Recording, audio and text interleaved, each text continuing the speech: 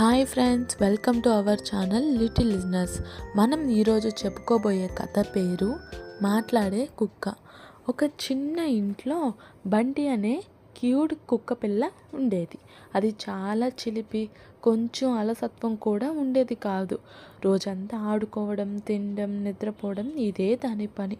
ఒకరోజు ఉదయం యజమాని బంటిని చూసి లేవు అని పిలిచాడు. అప్పుడే బంటి ఒక్కసారిగా మాట్లాడింది. గుడ్ మార్నింగ్ బాస్ అని మాట్లాడింది. యజమాని షాక్ అయ్యాడు. అప్పుడే బంటి ఒక్కసారిగా మాట్లాడడం చూసి చాలా ఆశ్చర్యపోయాడు. ఏమిటి, నువ్వు మాట్లాడుతున్నావా అని ఆ కుక్క పిల్లని అడిగాడు. అప్పుడు బంటి, అవును, నేను స్పెషల్ డాగ్ని.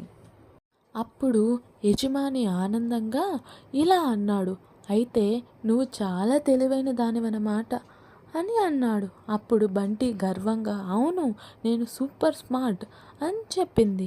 అప్పుడు యజమాని ఇలా అన్నాడు, అయితే స్కూల్కి వెళ్ళి నువ్వు చదువుకో అని చెప్పి యజమాని అన్నాడు.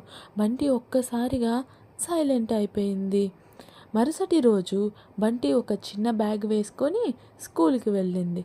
క్లాస్లో పిల్లల మధ్య కూర్చుంది. అందరూ ఆశ్చర్యంగా చూస్తున్నారు. క్లాస్లో అందరూ నవ్వుకున్నారు. టీచర్ క్లాస్లోకి వచ్చింది.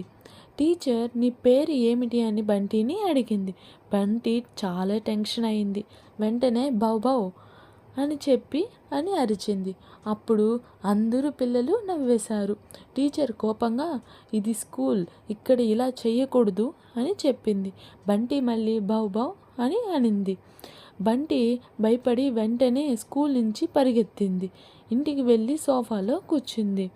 అప్పుడు యజమాని ఇలా అన్నాడు, ఎందుకు స్కూల్ నుంచి వచ్చేసావు అని. అప్పుడు బంటి నవ్వుతూ, నాకు చదువు వద్దు, నేను కుక్కగానే ఉంటాను, నేనేం అంత తెలివైన కుక్కని కాదు అని. అప్పుడు యజమాని నవ్వేశాడు. ఇందులో నీతి ఏమిటో మీకు తెలుసా? మన స్వభావం మార్చుకోవడం అంత సులువేమీ కాదు. ఈ స్టోరీ మీకు నచ్చినట్లయితే please like, share and subscribe and comment చేయండి.